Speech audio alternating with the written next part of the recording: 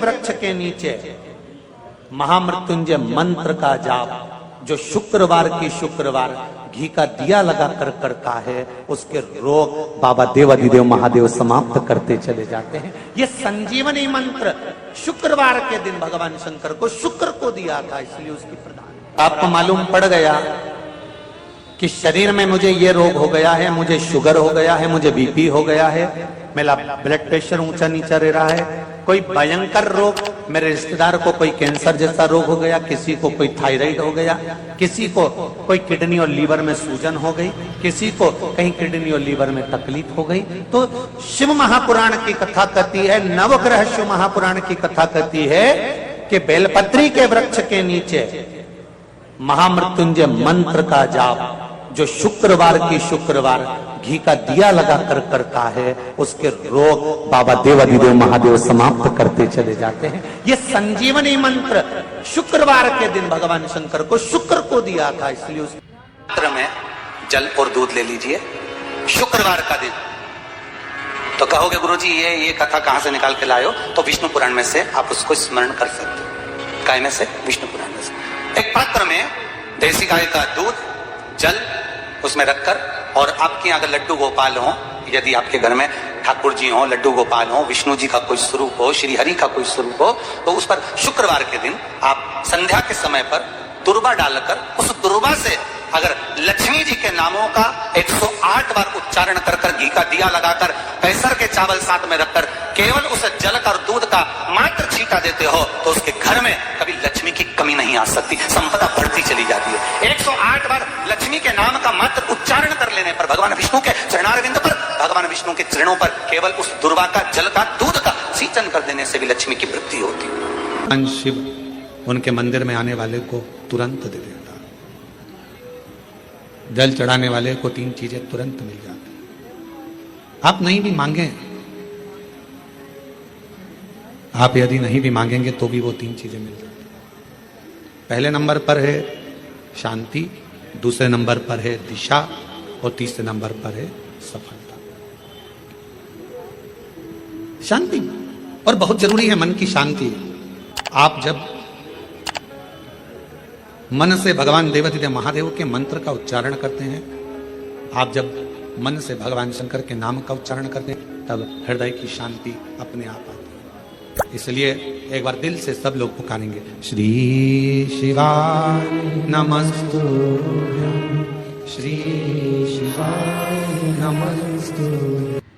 पति पत्नी में आपस में झगड़ा हो रहा हो, बहुत क्लेश रहता हो, बहुत ज्यादा, दोनों एक दूसरे का मुंह देखना पसंद ना करते, दोनों एक दूसरे के सामने ना आए, इतना क्रोध जिस पति पत्नी के आपस में रहता हो, अगर पत्नी एक सिंदूरा अगर शंकर जी के मंदिर से पार्वती जी को टच कर कर, पार्वती जी का स्पर्श कराकर सिंदूर उसमें भरकर उस सिंदूरे को अगर अपनी अलमारी में रख लेती है, जहां तैयार होती है उस अलमारी में रख ले, और भले वो मांग में लगा रही कि ना लगा रही, थोड़ा बहुत भी लगाया तो ठीक है, ना लगाए तो अलमारी में अगर रख भी ले, 20-22 दिन के अंदर हमको पत्र लिखकर बताना कि उसकी लड़ाई झगड़ा कम हुआ कि नहीं हुआ, उसका आपस में मेल बढ़ा कि नहीं। तो एक प्रैक्टिकल करके देखना कि श्योर वाला महाराज में झूठ तो बोल के नहीं चले। अगर छोटा सा शंकर जी का शिवलिंग है, छोटा सा शंकर भगवान का शिवलिंग है, या आपके घर में कुबरेश्वर धाम का कंकर है, और आपके घर में यदि शंकर भगवान का शिवलिंग है, या सीहोर का रुद्राक्ष हो, या शंकर भगवान का शिवलिंग हो, या कंकर शंकर हो, तो निवेदन है जहां पर भी शिवलिंग आपके घर में विराजमान है, अगर छोटी सी कटोरी में एक बेलपत्र को आप नीचे रखिए, छोटी सी कटोरी उस बेलपत्र के ऊपर रखकर उसमें थोड़ा सा मधु, शहद, शंकर भगवान की साक्षी में शिव जी के सामने अगर शुक्रवार की शुक्रवार रखना प्रारंभ कर दो, धीरे धीरे संपदा की वृद्धि अपने आप होना। आपको पहले भी कथा में कहा, इंद्रदेव ने यह बात सामने रखी थी ब्रह्मा जी से कि ब्रह्मदेव भगवान शंकर से कहो कम से कम सीधे बैठ जाए। भगवान बोले हम नहीं बैठेंगे सीधे। तो पूछा क्यों? कि हमारा कोई बाप नहीं, हमारा कोई भाई नहीं, बारात कैसे देखेंगे? आगे से नंदी देखेगा, पीछे से हम देखेंगे। इसलिए नंदी पर उल्टे बैठे थे, शादी करने जा रहे थे, बिल्कुल उल्टे। सबसे अच्छी दिशा कौन सी होती है? 4 दिशा हैं, पूर्व, पश्चिम, उत्तर, दक्षिण। सबसे अच्छी दिशा कौन सी है? पूरब और पश्चिम को लोग मानते हैं। पूजन करने बैठते हैं तो कहां बैठते हैं? पूरब और पश्चिम में, ठीक है। पर शंकर उल्टे हैं, शिव उल्टे बैठे, इसलिए शिव आराधना कहां होती है? शंकर जी का जो जलाधारी है वो कहां है? उत्तर की ओर, उत्तर की ओर जलाधारी। शिव के भगत शंकर का पूजन करने बैठते हैं तो कहां बैठते हैं? दक्षिण की ओर। दक्षिण में भगत बैठता है, उत्तर की ओर जलाधारी रहती है। महाराज देखिए कितनी विचित्र लीला है। पंडित जी आपको पूजन करने बिठाएंगे तो कहेंगे पूरा पश्चिम में बैठो, पंडित जी अगर बिठाएंगे तो कहेंगे पूरा पश्चिम में बैठो। पर शंकर का अनुमोदन करने वाला, शिव का स्मरण करने वाला, शंकर की पूजन करने वाला, शंकर को जल चढ़ाने वाला, अगर वो पूरब में बैठकर चढ़ा रहा है, पश्चिम में बैठकर चढ़ा रहा है, उत्तर में बैठकर चढ़ा रहा है, उसका फल मात्र 25% है। और शंकर को अगर दक्षिण में बैठकर उत्तर की ओर मुख कर जल चढ़ा रहा है तो उसका पुण्य 1000% है महाराज। उसका पुण्य आनंद में प्राप्त हो जाता है, उसको कम नहीं हो सकता, वो बढ़ता, उसमें कमता नहीं रहती। एक प्रैक्टिकल करके देखना, छोटा सा प्रैक्टिकल, छोटा सा है। मान लो किसी व्यक्ति को बहुत तेज बुखार आ रहा है, ठीक है, बहुत तेज बुखार है, कोई बच्चा है, कोई बड़ा है, और उसको बहुत तेज बुखार आ रहा है, बहुत तेज। अब आज के जमाने में बुखार कोरोना के चक्कर में भी है, वो भी ध्यान रखना हो। पर मान लो किसी व्यक्ति को बुखार बहुत तेज आ रहा है और बच्चा तप भी बहुत रहा है, एक लोटा पानी महाराज लेकर जाइए, उल्टे हाथ में उस कलश को रखिएगा, सीधे हाथ से उस कलश के ऊपर हाथ रखकर लेकर ऐसे कैसे ही मंदिर में चले जाओ शंकर जी के। दक्षिण की ओर खड़े हो, उत्तर की ओर मुख करो, एक पात्र भी लेकर जाओ, उस पात्र को जहां से पानी गिरता है वहां रख दीजिए और उस पानी को शंकर जी को चढ़ा दीजिए। उस पानी को लेकर जाओ, एक बाल्टी में डाल दो, दूसरा पानी उसमें भर लो, जिस व्यक्ति को बुखार आ रहा है उसको स्नान करा दो।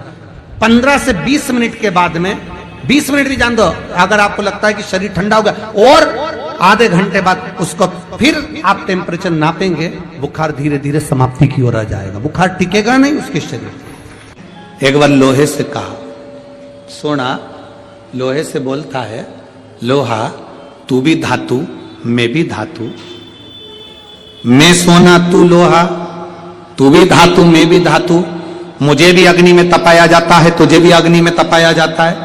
सोना कहता है मुझे भी तपाकर कुछ बनाया जाता है, तुझे भी तपाकर कुछ बनाया जाता है। सोना लोहे से कहता है कि मुझे भी अग्नि में तपाया गया, तुझे भी अग्नि में तपाया गया, मैं भी धातु तू भी धातु, तुझे भी तपाया मुझे भी तपाया, तुझे भी कूटा मुझे भी कूटा। सोने ने लोहे से पूछा, पर एक बात बता रहे लोहा, मैं सोना जब कुटता हूं तो मैं आवाज नहीं करता, तू लोहा जब कुटता है तो आवाज क्यों करता? मैं कुटता हूं तो आवाज नहीं करता, सोना कह रहा है मेरी आवाज नहीं निकलती। सुनार की दुकान के सामने से निकलना, सोने को कूटा जाता है तो उसमें आवाज नहीं आती। लोहार की दुकान के सामने से निकलना, लोहे को कूटा जाता है तो उसमें से आवाज आती है। सोने ने लोहे से पूछा कि मैं धातु तू धातु, मैं पीला तू काला, मुझे भी तपाया तुझे भी तपाया, अग्नि में मुझे भी डाला तुझे भी डाला, मुझे भी कूटा तुझे भी कूटा, मैं कुटा आवाज नहीं आई, पर लोहा तू कुटा तुझ में आवाज क्यों आई? तब लोहे ने कहा, सुन सोने, तुझे जो मार रहा है वो लोहे का हथौड़ा है, मुझे जो मार रहा है वो लोहे का हथौड़ा है। सोने तुझे लोहे का हथौड़ा मार रहा है ना, इसलिए तू चिल्ला नहीं रहा। मैं लोहा, और जब मुझे लोहे का हथौड़ा मारता है ना तो चीख रहा हूं। अपना अपने को छोड़ देता है तब चीख तो निकलती ही है। सोने का हथौड़ा अगर सोने को मारता तो चिल्लाता, लोहे का हथौड़ा लोहे को मारता है तो चीखता है। अपना अपने को गाली देता है, अपना अपनों को अपशब्द कहता है, अपना अपने को ताना देता है तो चीख निकलती है, बद्दुआ निकलती है, अपशब्द निकलते हैं।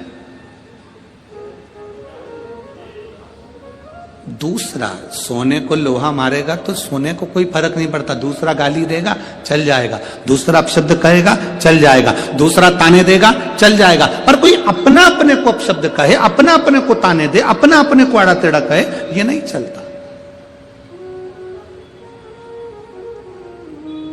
भगवान देवादिदेव महादेव के साथ में हुआ क्या था, उनके ही ससुर ने उनको गाली दे दी थी, तुझे शमशान का निवास करना पड़ेगा, मेरा श्राप है शिव, तू शमशान में रहेगा। शंकर भगवान तो भी अलमस्त थे, उन्होंने कहा कोई बात नहीं, अच्छी जगह पे प्लाट मिला है, कोई कब्जा ही नहीं करेगा, उसमें क्या टेंशन। शिव जैसे प्रसन्न भाव में रहने वाला चाहिए, हर एक में अच्छाई देखो, जितना आप अच्छा ढूंढोगे उतनी अच्छाई मिल जाएगी। दो माताएं बस में लड़ रही थी, सीट एक थी, बैठने के लिए दोनों लड़ रही, वो बोली मैं बैठूंगी, वो बोली मैं बैठूंगी। कंडक्टर आ गया, क्यों लड़ रही हो, मैं बैठूंगी, दूसरी बोली मैं बैठूंगी। कंडक्टर बोला तुम में जो ज्यादा उम्र वाली हो वो बैठ जा। पूरे रास्ते दोनों खड़ी रही, बैठी नहीं, क्योंकि जो बैठेगी वो ज्यादा उम्र की, बैठी नहीं, दोनों खड़ी।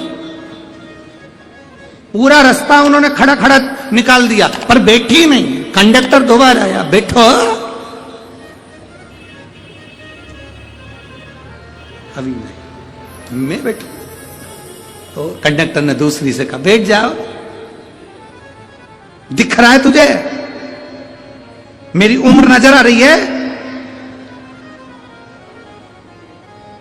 कंडक्टर ने फिर दूसरी से कहा तू बैठ जा, आंखों का इलाज करवा ले तेरे। नहीं बैठूंगी मैं, कोई इतनी उम्र क्यों। कुर्सी पूरी खाली बस की, दोनों नहीं बैठी, इतने में एक दूसरा आ गया, चले गए। ये खड़ी की खड़ी बस की, किसी को मालूम ना पड़ जाए कि उम्र कितनी।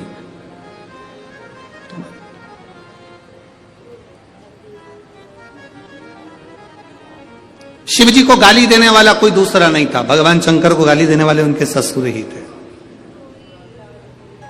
तुम्हारे ऊपर उंगली उठाने वाला कोई दूसरा नहीं होगा, तुम्हारे अपने ही होंगे।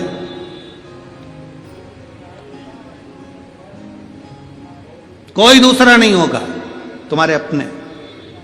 वो लोग चिल्लाते ना, भैया जी संघर्ष करो हम तुम्हारे, अरे जम के तो बोलो, हम तुम्हारे साथ हैं, भैया जी संघर्ष करो हम तुम्हारे साथ हैं। अब इतनी तेज चिल्ला के करे संघर्ष करो हम तुम्हारे साथ हैं, अगर तुम साथ होते तो संघर्ष की जरूरत ही क्या पड़ती,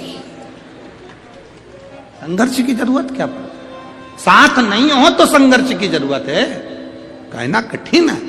शंकर भगवान को गाली देने वाला कोई दूसरा नहीं था, शिव जी को अपशब्द कहने वाला कोई दूसरा नहीं था, शंकर भगवान को आड़ा टेढ़ा कहने वाला कोई दूसरा नहीं था, स्वयं देवादिदेव महादेव को अपशब्द कहे उनके ससुर ने कहे, ए शिव मेरा श्राप है, तू शमशान में निवास कर। 5 स्थान शिव जी को चढ़े हुए जल को लगाने का। पहला स्थान बोलिए, जम के बोलो जरा, नेत्र। दूसरा स्थान कर्ण, तीसरा स्थान मस्तिष्क, चौथा स्थान कंठ और 5वां स्थान अपना हृदय। मात्र ये 5 स्थान शिव जी के चढ़े हुए जल को आप अगर लगा लेते हो तो तुम्हारे ऊपर किसी ग्रह, चाहे शनि हो, चाहे राहु हो, चाहे केतु हो, चाहे मंगल हो, कोई ग्रह आप पर भारी नहीं रह सकता। ये 5 स्थान मेरे देवादिदेव महादेव की अविरल भक्ति के लिए, निर्मल शुद्धि के लिए। नेत्रों पर जल लगाने से मतलब है कि जब भी मैं दर्शन करूं तो मेरे देवादिदेव महादेव का करूं, शिव।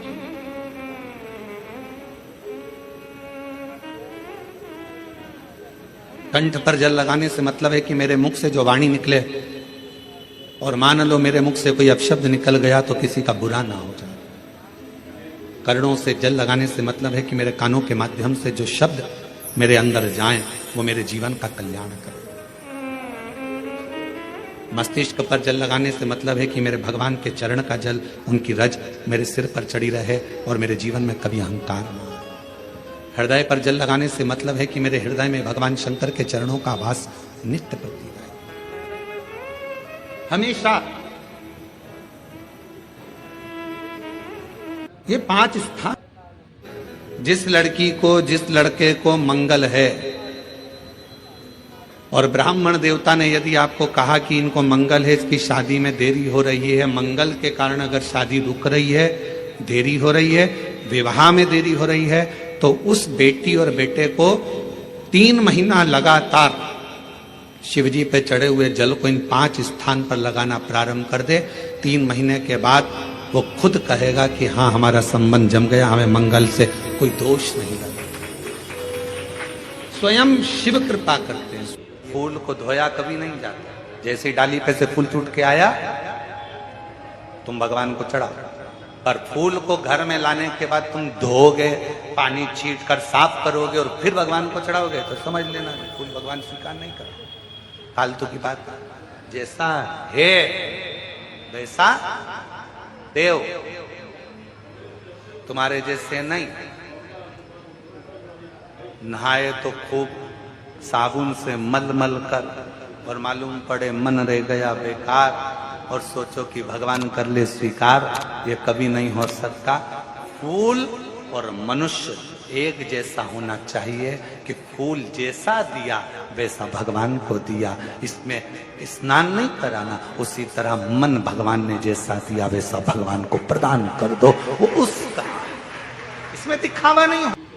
भगवान गुरु जी, हम शंकर जी को क्या चढ़ाएं? हमने कहा जल चढ़ाओ, तो क्या जल लेने के लिए घर जाना पड़ता है, तो फिर हमारे पास तो वो भी लेने के लिए घर पर से हमारे पास पात्र नहीं, हम क्या करें? हमने कहा शंकर के मंदिर चली जा, 3 बार ताली बजा दे। उसने कहा ताली भी नहीं बजाए तो हमने कहा मुख से बम बम बोले बोल दे, उतना ही बहुत। वो भी ना बने तो मुस्कुराकर शिव को निहार, मुस्कुराकर, मुस्कुराकर शंकर को निहार। अब हमारी आदत क्या हो गई?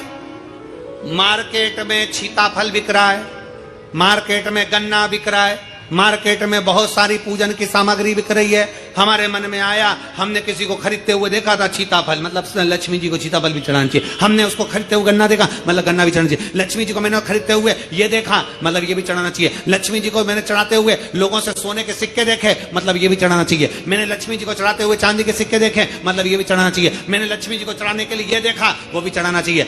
घर में सामर्थ्यता नहीं है और कर जाकर कर तुम सामान लेकर माता लक्ष्मी को चढ़ाओ, लक्ष्मी जी कभी प्रसन्न नहीं होगी। लक्ष्मी कहती है कि तेरे दिल से तू मुझे जैसा रिझा सकता है वैसे रिझाना, अगर तू केवल दीप लगा देगा ना, उतने में मैं भी खुश हो जाऊंगी और तेरा भंडार भर कर चलेगा। बहन भाई को तिलक करती है, माथे पर तिलक लगाने के बाद में चावल लगाती कि नहीं लगाती? बोलो, जम के बोलो जरा। लगाती है? बोलते जाओ जरा। लगाती है, ठीक है। मंदिर में आप पूजन कर रहे हो, घर में कोई अनुष्ठान कर रहे हो, पंडित जी तुम्हारे मस्तक पर तिलक करते हैं तो चावल लगाते कि नहीं लगाते? बोलो बोलो, जम के बोलो। लगाते हैं। तुम्हारे घर में शादी ब्याह होता है तो तिलक करा जाता है तो चावल लगाया जाता कि नहीं लगाया जाता? लगाया जाता। सब समय पर चावल, मस्तक पर कंकु का तिलक, चंदन का तिलक, जो भी तिलक तुम्हारे मस्तक पर लगा है, कोई अगर लगाएगा शुभ कार्य में तो चावल जरूर लगाएगा। बस एक कार्य ऐसा होता है जिस समय पर मस्तक पर तिलक करा जाता है पर चावल नहीं लगाया जाता।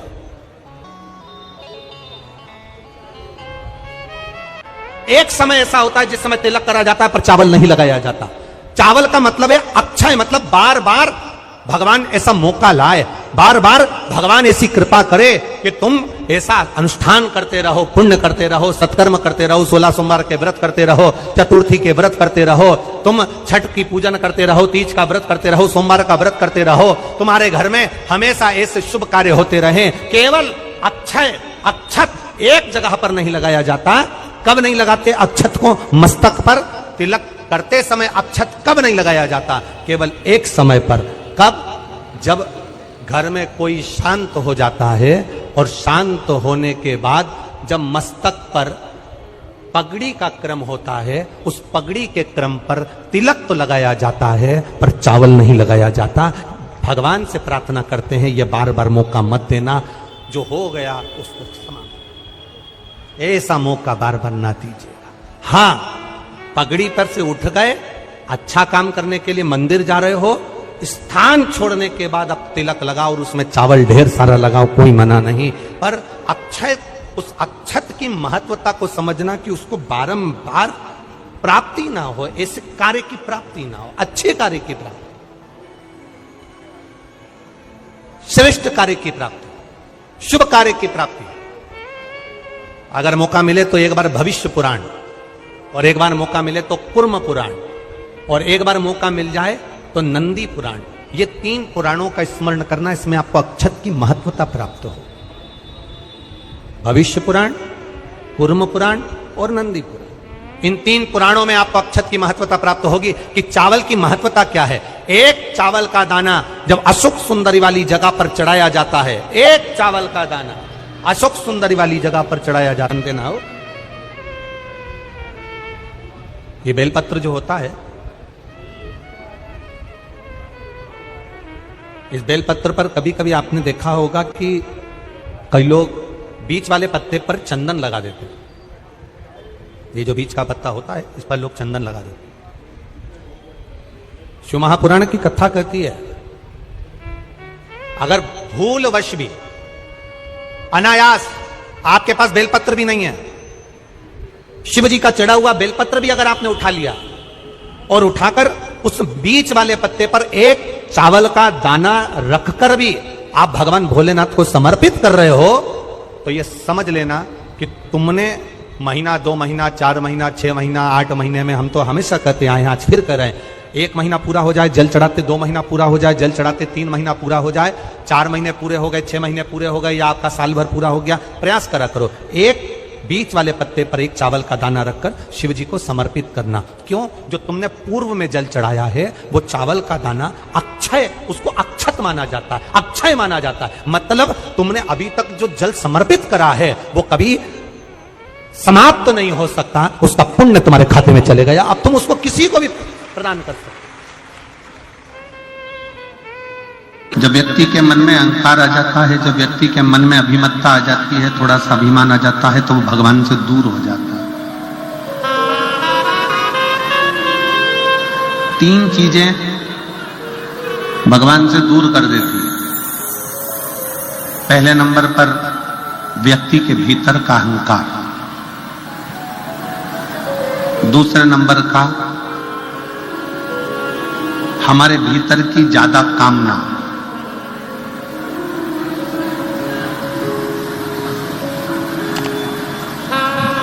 और तीसरे नंबर पर लोभ। एक अहंकार, कामना और लोभ, ये 3 ऐसी है कि जो हमें परमात्मा से दूर कर देती है। जैसे जैसे भीतर अहंकार आता चले जाता है, अभिमान बढ़ता चले जाता है, अभिमत्ता आती चली जाती है, वैसे वैसे परमात्मा दूर